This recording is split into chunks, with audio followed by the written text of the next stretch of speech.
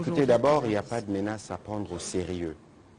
Il y a quelque temps, on disait que je ne suis pas un agneau, on disait ceci, on disait cela, mais on s'est soustrait. Parce que le 2 juin 2010, il y a l'assassinat de l'activiste Floribert Chebeya. Lorsqu'on pense qu'on est héros, on ne s'est soustrait pas.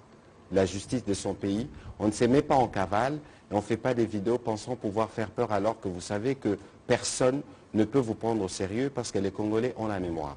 Aujourd'hui, avec le président Tshisekedi, nous travaillons à régler des problèmes de l'armée, notamment militaire. Je pense qu'un général avec des galants aurait pu peut-être régler déjà beaucoup de problèmes que nous réglons aujourd'hui. Donc pour nous, c'est une tentative maladroite et malheureuse de vouloir s'aimer la peur alors que les Congolais sont en train d'attendre et de se préparer aux élections. Et donc, les chiens aboient, la caravane passe. Nous ne pouvons que saluer l'action de ses compatriotes, parce que vous savez qu'il y a des femmes qui sont violées, des enfants qui sont enrôlés dans l'armée. D'ailleurs, l'une des raisons pour lesquelles l'armée rwandaise a été sanctionnée par le gouvernement américain, toutes ces choses se passent en face de jeunes Congolais braves qui voient ça.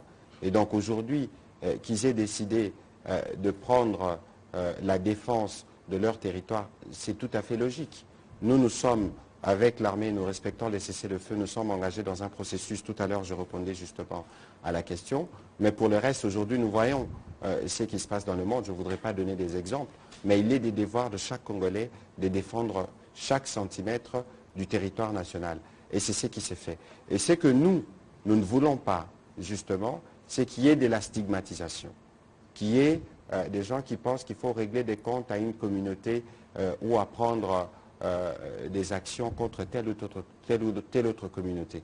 Nous condamnons toute cette forme de discours qui, du reste, on ne nous a pas encore fait un rapport détaillé sur le sujet, mais nous savons que c'est souvent la ligne, justement, de l'agresseur et des terroristes de vouloir se calfeutrer derrière cette question communautaire pour nous diaboliser. Mais ici, les Congolais, nous nous aimons dans notre diversité, nous défendons notre territoire dans notre diversité. Et c'est une question que nous suivons de près. Dès que nous aurons des éléments supplémentaires, nous ne manquerons pas de venir vous les donner. La force régionale doit partir de la République démocratique du Congo à l'échéance du 8 décembre, tel que convenu, parce qu'elles n'ont pas été en mesure de régler les problèmes, notamment du M23, qui, depuis 2 mois, bloque le processus de précantonnement conformément aux accords signés à Luanda.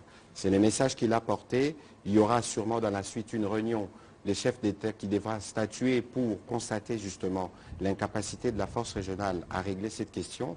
Et pour la suite, des dispositions seront prises. Voilà.